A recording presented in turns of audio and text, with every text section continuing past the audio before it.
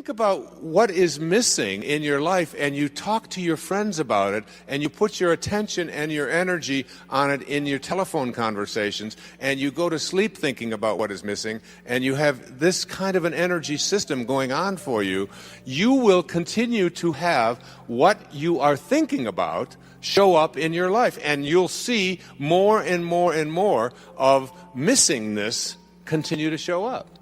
You can't think about and put your energy on what is missing unless you want it to keep being that way in your life. So that's the first thing you want to shift. That's the first obstacle to reaching this state of what I call intention. Secondly, if you put your thoughts on what is, you will continue to attract what is into your life. Now, I'm going to suggest something very strange up here right now. I told you when it gets weird, that you have the ability to put your attention on an inner mantra that I have recorded in a CD called Meditations for Manifesting, that came to me from a teacher 2,300 years ago, named Patanjali in India, who taught people at that time, when this is before the Middle Ages, this was like when people hadn't been out of caves too long, was teaching people how to levitate, and was teaching people how to bilocate, and was teaching people how to have the gift of fish and loaves 300 years before Jesus showed up on this planet. And his aphorisms of Patanjali are a big part of a spiritual solution to every problem. And what he suggested at that time is a meditation called japa. And this meditation is something where you take your attention, your inner energy, off of what is and onto what you intend to manifest, and you repeat the sound that is in the name of God as an inner mantra. And by repeating this sound, you attract the energy from outside of yourself, that is the source from which you emanated, to cooperate with you and literally collaborate with you to shift it into whatever it is that you intend to manifest. And you can do this with money. You can do this with getting pregnant if you haven't been able to do that. You can get it with selling your home. You can get it, and if you take a look at 300 years later, 400 years later, John the Baptist writes in the New Testament, the opening line of the New of the book of John in the New Testament. In the beginning was the Word, and the Word was with God, and the Word was God. As strange as it may sound to you, based upon the conditioning that you have had, just like Ivan Illich, the repetition of the sound as an inner mantra is a way of getting in the gap. And it is a way of, when you repeat this sound, attracting whatever energy, that dormant forces that are out there, into your life to have whatever you need show up. And all I can say to you is, I stand up here before you tonight from my heart telling you that it has always worked for me. It is a meditation practice. It is so powerful, and I can't tell you how many people have been practicing it, including Gary, who spoke to you here today. And there is absolutely no limit to what you can attract into your life simply by practicing it. I have put it on CD. I put it in Getting in the Gap. I teach it. I donate all of the proceeds from it to charities because I was asked to teach it, but to take no money for it. And I've been doing it for several years now. If your thoughts are on what is, let's just say you've got a disease process. Cancer, arthritis, the flu, a cold.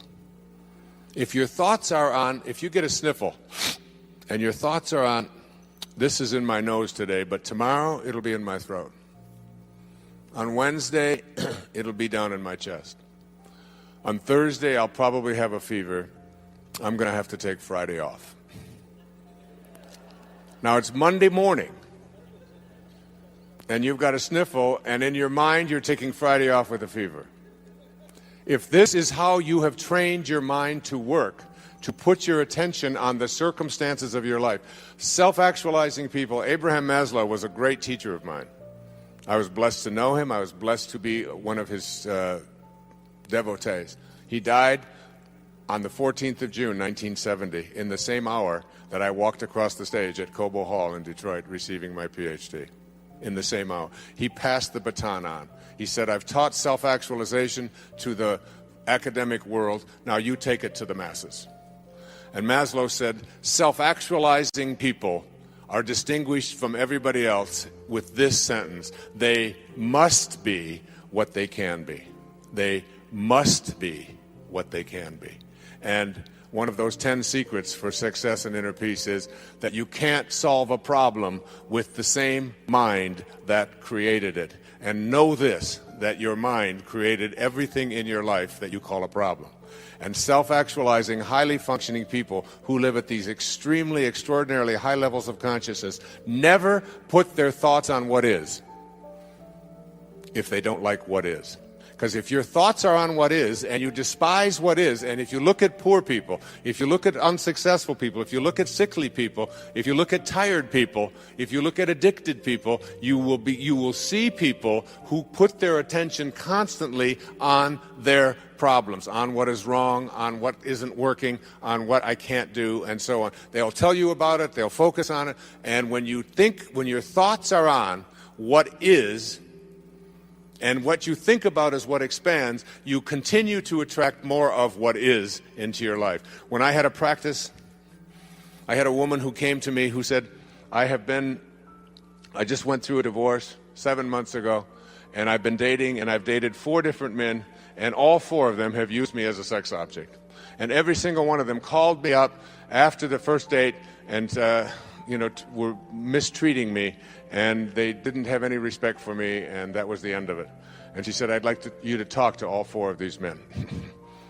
And I said, there's only one common denominator here. You are attracting into your life what you are putting your attention on. It's called the Job effect. You can't think about what is missing, and you can't think and put your energy and talk about what is if you don't like what is. Can't do that unless you want more of that to show up.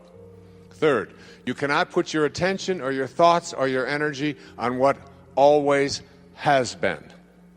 If you put your thoughts or your energy on what always has been is what will continue to show up into your life. What always has been is the wake of a boat.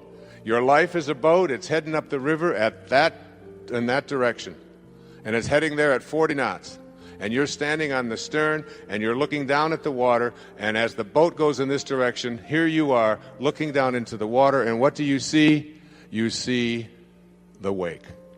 And what is the wake? The wake is the trail that is left behind. That's what the wake of your life is. That's what the wake of the boat is. And if you ask yourself the question, what's driving the boat?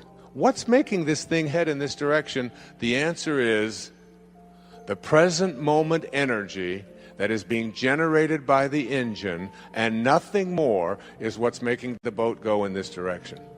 And then if you ask yourself this key question, is it possible for the wake to drive the boat? Can a trail that is left behind make a boat go in this direction? What's the answer? Impossible, isn't it? And so too is it impossible for the wake of your life, the trail that you've left behind, to be the reason why your life is going in this direction. It is not because of anything that has happened back here. That's an illusion that we live under. What has happened back here is a trail. The choices you make in this moment. And if your thoughts are on what always has been, this is the way we've always done things, this is the kind of person I am, I can't change, you can't teach an old dog new tricks, all of those cliches that have become so much a part of our life, if your thoughts are on what always has been, and you despise what always has been, you will continue to attract more of what always has been, even though you despise it. It works that way. So you can't think about what's missing, what is, and what always has been. And it gets worse. You cannot think about and put your attention on what they want or expect for you if you want that to change in your life. And there's no shortage of people who have an opinion about what it is that you should be or shouldn't be or how you should be doing it. Most of these are your relatives. I have a wonderful book in mind to write. It's called Your Friends Are God's Way of Apologizing for Your Relatives. But if I talk to your relatives, they laugh too. So we all have this idea that the reason I'm not getting where I'd like to be, particularly with young people and working with young people over the years, it's because my parents want this, or my parents think that, or my parents won't let me do this. And I always said, well, but why are you so attached to what your parents think? Well, these are my parents, and I have to do it. I said, you can listen to it, you can take it in, but you don't have to embrace it. You don't have to live by that. And certainly when you become adults, when if there are people out there who convince you that you should or shouldn't be doing this or that, then you're going to continue to attract exactly what it is that they have their attention on. So if you put your thoughts on what they want for you, you tell everybody else about how it makes you go from being blissed to pissed just by being in their presence, just by being on the telephone with them. That person, that in-law, that mother, that father, that grandparent, that child, that whoever it might be, is giving you, or even your neighbors or your friends or whomever, your coworkers, are telling you what you should or shouldn't be, and you don't like the advice that they're giving, and you resent very strongly. One of the 10 secrets for success and inner peace says there are no justified resentments. Your resentments are things that destroy you. So if your thoughts are on what they want for you, and what they want for you is something you don't like, you will continue to attract more of and use the attractor energy of the universe to attract more of what they want for you, even though you are upset about it. So here you go. There are 4 things that you can't do with your mind if you want to move into this state of intention that I'll be speaking about tomorrow. And these are: you cannot put your thoughts on what's missing, on the circumstances of your life, on what you always have been, or what others want for you. So you have to learn to do a somersault into the inconceivable and only put your thoughts or your attention on what you intend to manifest for yourself. Every thought that you have is an energy. Everything in the universe is an energy. And when you have a thought that is a thought that weakens you, which Hawkins speaks about so brilliantly in Power versus Force, that thought, the 10th secret in 10 Secrets says, wisdom is avoiding all thoughts which weaken you. And thoughts change and make you strong or weak depending upon whether or not what you're thinking at any given moment. The instant that you put something into your body and hold it close to it, the moment that you move into the energy field of someone who is negative, and I'll be speaking more about this tomorrow afternoon and doing a little bit more of demonstration on it, that everything in this universe is an energy. I have the prayer of St. Francis on which I'll be reciting tomorrow, and Sky will sing for you tomorrow, on a card that is produced by a woman who lives in a wheelchair. And also, and all it takes is to be in the energy field. If I had Linda hold this up next to her, it would strengthen her. Just the words. Energy is in everything. And here's one of the most powerful notions about how you move into this area of bringing higher energy to the presence of lower energy in your life to strengthen rather than weaken you. It was on the wall of the ashram where Mother Teresa lived. And it goes like this: if you want to know tonight what to do and what to think and how to bring this energy to you, listen to these words. And put these, as I said, the money that's collected on these goes to a woman who lives in a wheelchair, who has the intention to not be dependent. And you stick this on there, and you know, your children just have to walk by these words. and the energy it touches and impacts them. Just like the music, the CD, even carrying it around. It's why I knew that Sky's CD would strengthen rather than weaken. You can take the Prayer of St. Francis, which she sings on there, put that on in your car and play it in a moment of frustration or anguish in traffic, and you know what? You can move the traffic. I know you laugh and you think that kind of thing is impossible. There is nothing that you can't do when you shift your energy from energies that weaken to energies that strengthen. And this is what Kent Keith had written and what Mother Teresa lived by. She said, people are often unreasonable, illogical, and self-centered. Forgive them anyway. If you are kind, people may accuse you of selfish, ulterior motives. Be kind anyway. If you are successful, you will win some false friends and some true enemies. Succeed anyway. If you are honest and frank, people may cheat you. Be honest and frank anyway. What you spend years building, someone may destroy overnight. That's particularly relevant in America, isn't it? Build anyway. If you find serenity and happiness, they may be jealous. Be happy anyway. The good you do today, people will often forget tomorrow. Do good anyway. Give the world the best you have, and it may never be enough. Give the world the best you have anyway. You see, in the final analysis, it's all between you and God. It was never between you and them anyway. What follows is a guide for shifting your mindset to experiencing a world where real magic is not only possible, but it's your birthright. With this shift, miracle making will become something you not only believe in, but that you manifest in your everyday life. Number 1, reserve your judgment and your disbelief. I encourage you to cultivate a new, self-declared openness to anything and everything being a possibility for you. Having an open mind and suspending your disbelief allows you to experience new vistas, while your closed mind keeps you trapped in your old ways of thinking and seeing. Real magic is only available to those who can imagine any and all possibilities, while letting the how it will happen take care of itself. 2, create a real magic zone in your mind. Make this a very private part of your life. Reserve a small piece of your consciousness exclusively for this. I've been able to manifest what constitutes miracles for myself by having this very private zone all to myself. Retreat there often to ask for the loving guidance, and the guidance will be there. Number 3, affirm yourself as a no-limit person. When you develop this real magic zone in your mind and trust that you can go there at will, begin to affirm to yourself that there are literally no limits to the powers that you possess. A great rule of thumb is this: if you can conceive of it in your mind, then it can be brought into the physical world. To become your own miracle worker, you'll have to change the thoughts that create your world of limits and boundaries. Why not include the presence of real magic in your life as well?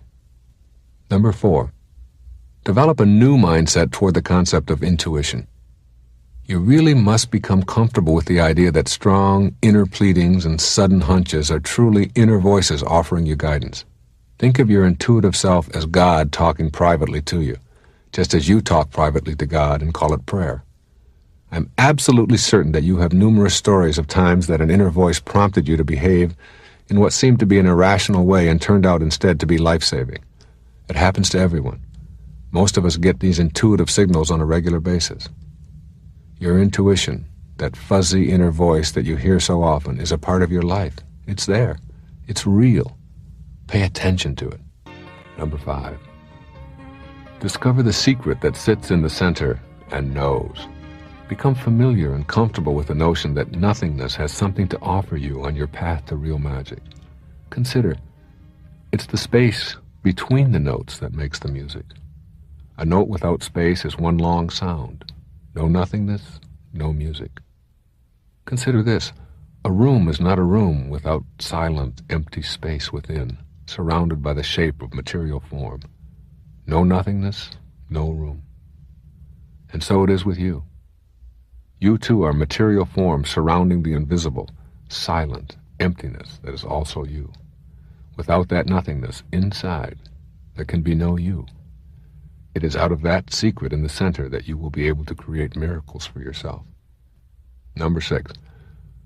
Learn to learn through knowing and trusting rather than doubting and fearing. Much of your learning has likely involved questioning your ability to gain a particular skill.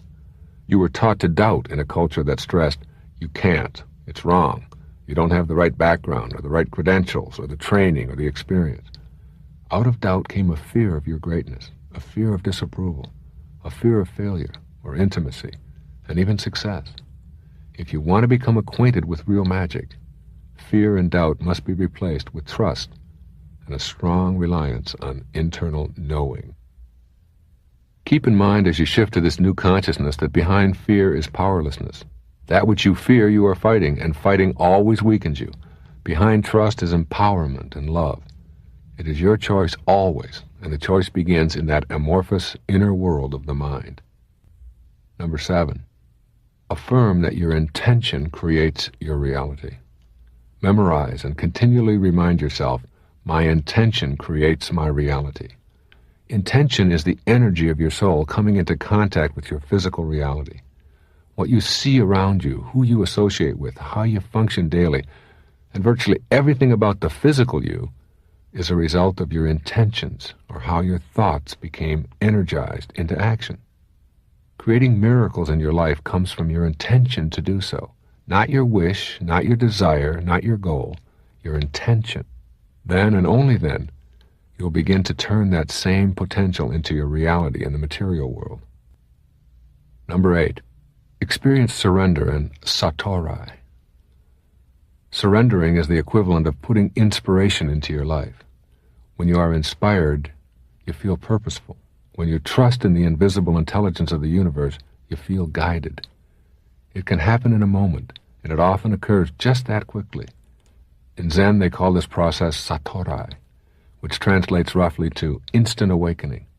This feeling of satori is a result of an inner decision to be at harmony with yourself and your physical world. It's really a decision to surrender. Number 9. Learn to act as if the life you visualize is already here.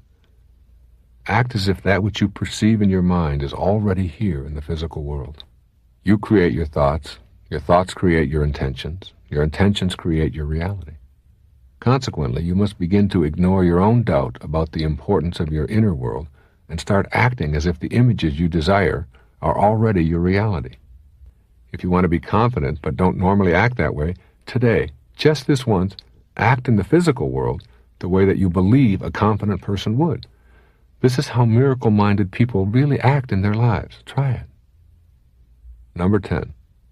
Live according to your spiritual self first and your physical self second. In developing your mindset for real magic, you must begin the process of living primarily according to your spiritual self. Miracles will only occur if the choices you are making are in concert with your spiritual self. Your first responsibility is to your spiritual side. Consult your mind before acting, and therefore become authentic to yourself. It is nothing more than an internal shift. There is no need to rid yourself of physical habits nor pretend that your physical longings don't exist. Instead, what you do is you rearrange your priorities, making first contact with your soul, paying attention to it first, and allowing your behaviors in the physical world to flow from those new thoughts. Look within and listen, and your priorities will be clearly seen and heard by your physical self. Step 1. Identify your intention verbally and in writing, and develop a deep yearning for it. When you create a great longing for the experience of a peaceful family, everything will begin to happen to fulfill this yearning spontaneously and naturally. Rather than praying to a saint or God for a miracle, pray for the miracle of the inner awakening, which will never leave you. Step 2. Intend for all of your relatives what you intend for yourself. When anyone criticizes, judges, acts angry, expresses hatred, or finds fault with you, they're not at peace with themselves. Want this peace for them even more than you desire it for yourself. Let me say that again. Want this peace for them even more than you desire it for yourself. This doesn't require words or actions on your part. Simply picture the people in your family with whom you're not at peace and feel the peace you crave for them. Your inner speech will change, and you'll begin to experience the peaceful authenticity of both your beings. Step 3. Be the peace you're seeking from others. If peace is missing in your relationships with your family, it means that you have a place within you that's occupied by non-peace. Say a friendly hello to the non-peace and then let it go. You're sending a peaceful feeling to the non-peace feeling. The lower energies you're experiencing will be strengthened by your peaceful hi or hello and eventually vanish as the divine grows within you. The way to this peace is through any form of quiet and meditation that works for you. Even if it's only a 2-minute respite during which time you're silent, concentrate on the name of the divine or repeat the sound of ah as an inner mantra. Step 4. Match up with the 7 faces of intention. If you've forgotten what the universal mind of intention looks like, it's creative, kind, loving, beautiful, always expanding, endlessly abundant, and receptive to all of life. This kind of spiritual energy will be transformative, not only for you, but also for your relatives. Your intention to be in peaceful relationships is now taking form, first in your mind, then in your heart, and ultimately, it will materialize. Step 5. Review all of the obstacles that have been erected on your path to familial peace. Listen to any inner dialogue that focuses on your resentment of others' expectations for you. Remind yourself that when you think about what you resent, you act upon what you think about, while simultaneously attracting more of it to yourself. Examine your energy field for your tendency to react to lower energies with more of the same, and give your ego a reminder that you'll no longer opt to be offended or need to be right in these relationships. Step 6. Act as if. Begin the process of acting as if what you intend to manifest is already true. See everyone in your family in the love and light that is their true identity. When someone asked Baba Muktananda, a great saint in India, "Baba, what do you see when you look at me?" Baba said, "I see the light in you." And the person responded, "How can that be, Baba? I am an angry person. I am terrible. You must see all of that." Baba said, "No, I see the light." This story is told by Guru Mai in a wonderful book called Kindle My Heart. So see the light in those others and treat them as if that's all you see. Step 7. Detach from the outcome. As long as you remain connected to intention and radiate outward the high energy, you've achieved your peace. It's not your place or your purpose to make everyone else in your family think, feel, and believe as you do. The likelihood is great that you'll see dramatic changes in your relatives as you teach them with your own persona how you intend to be treated. But if they don't change, and if they continue their non-peaceful ways, let go of your need to see them transformed. By letting go, you guarantee your own peace, and you dramatically increase the odds of helping others to do the same. Step 8. Affirm, "I attract only peace into my life." Say it over and over again. I attract only peace into my life. I say this silently to myself as an absolute truth with unbending intent on my part, and it works for me almost all the time. People respond to me with smiles, acknowledgments, friendly gestures, and kind greetings all day long. I also remind myself of the cogent observation from A Course in Miracles when I feel other than peaceful in any given moment with my family. They say in A Course in Miracles, I can choose peace rather than this. Step 9. Hold no grudges and practice forgiveness. The key to having peace in all of your family relationships is forgiveness. All of your relatives are simply doing what they've been taught to do over a lifetime, and the lifetimes of many of their ancestors. Shower them with understanding and forgiveness from your heart. And finally, step 10, as always, be in a state of gratitude.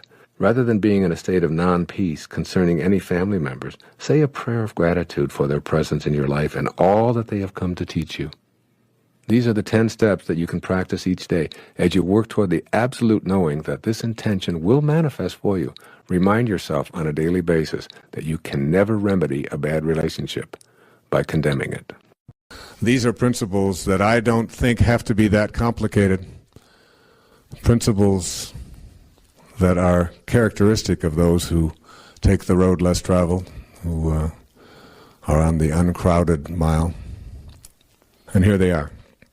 If you can live them and practice them and work on them or help others to do so, perhaps we can collectively begin to counterbalance some of the negativity of those who can't make the distinction between falsehood and truth. Have a mind that is open to everything, attached nowhere.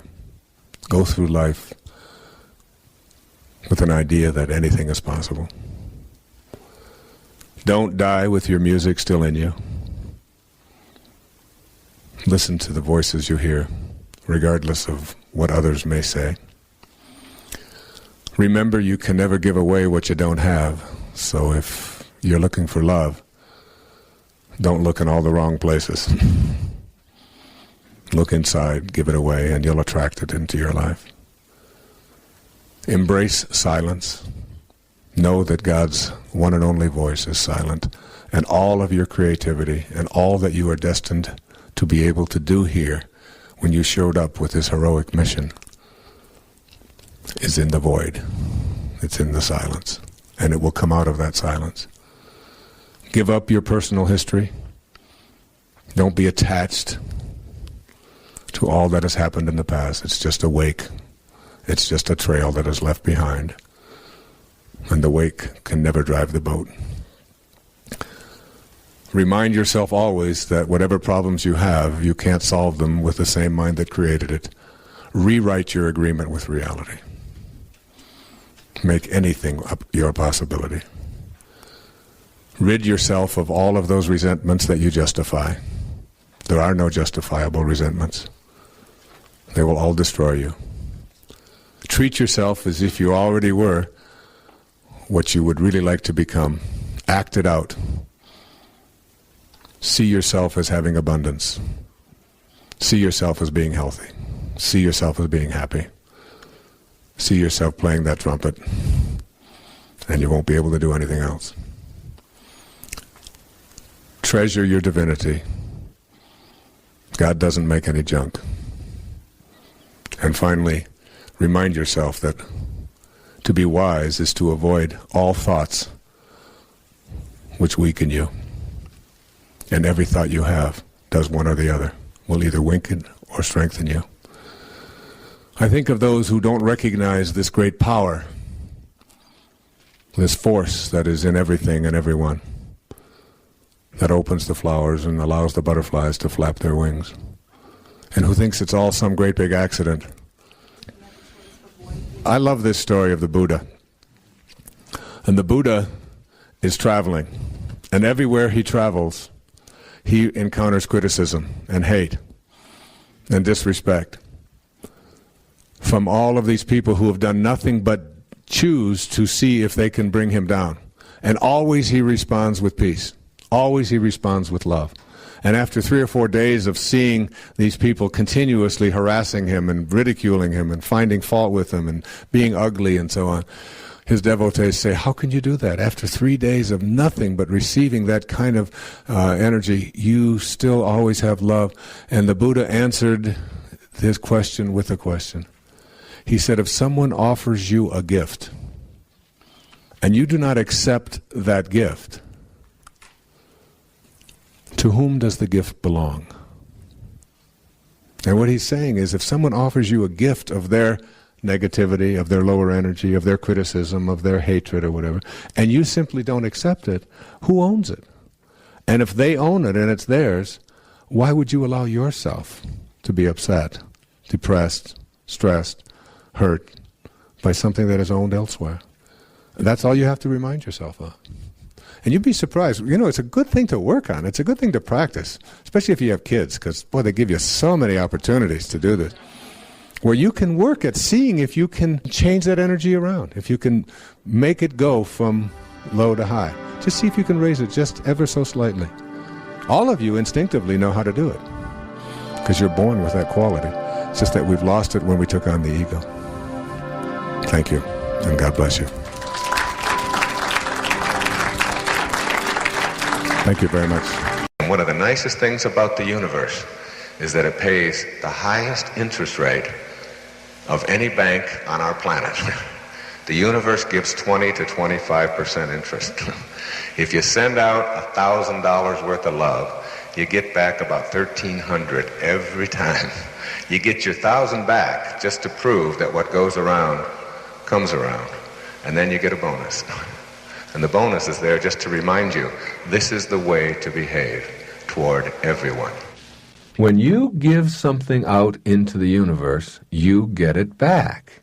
In the simplest form, if somebody's walking down the street with a scowl on their face and you say, "Good morning, how are you this morning? Here's a newspaper for you," or whatever it is, and you just say something pleasant and loving and nice, you will see something pleasant and nice come back to you most of the time. If you don't, then that's a test. That's not a, "See, I told you it's not right." That's just your test. Most of the time, it will come back to you. A smile, you'll see, and you will feel better. Now, in the simplest form, that's what it is. That even applies to financial things.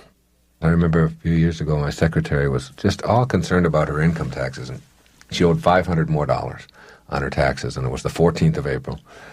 And she didn't know what she was going to do, and she didn't want to have to take out a loan and all of this. And I said, "Look, you've done so many great things for me this year. Here's $500.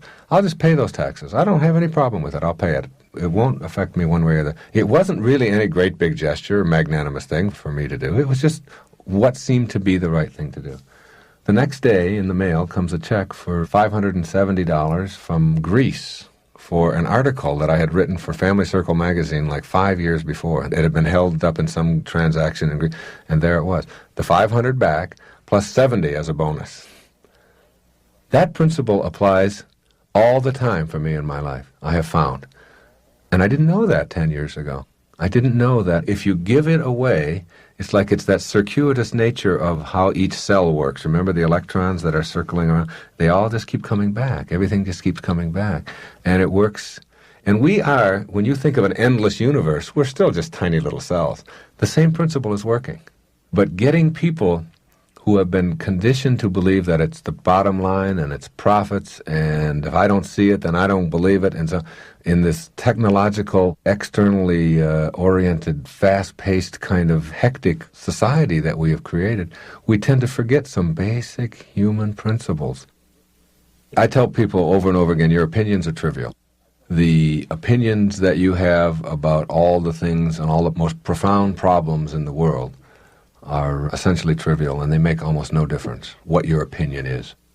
It's your commitment to it that really makes all the difference in the world. You take the most profound problem in the world and understand that you're trivializing it by having an opinion about it, and you take the tiniest, most insignificant problem in the world, and if you have a commitment to doing something about it, that's the most profound thing you can do. We just talked briefly about something else that I think is very important, and that is the importance of modeling, or being an example. The highest place you can get to is be the person who whatever it is that comes out of your mouth is what is. And that's the purest form of sanity there is. That's the highest place you can get to, where whatever you say is what you follow through on. And that precludes maybe exaggerating for making a point or something like that. When you let something come out of your mouth, or when you behave in a certain way, that it is consistent always with the beliefs that you have. You're going to exaggerate something that doesn't need to be exaggerated. And you stop yourself. This is the place I'm at now in my life, where I'm trying to do this more and more, working at this, where I might have just exaggerated by a number or something. 2 million books were sold last week instead of 150,000 or whatever it is. And stop yourself.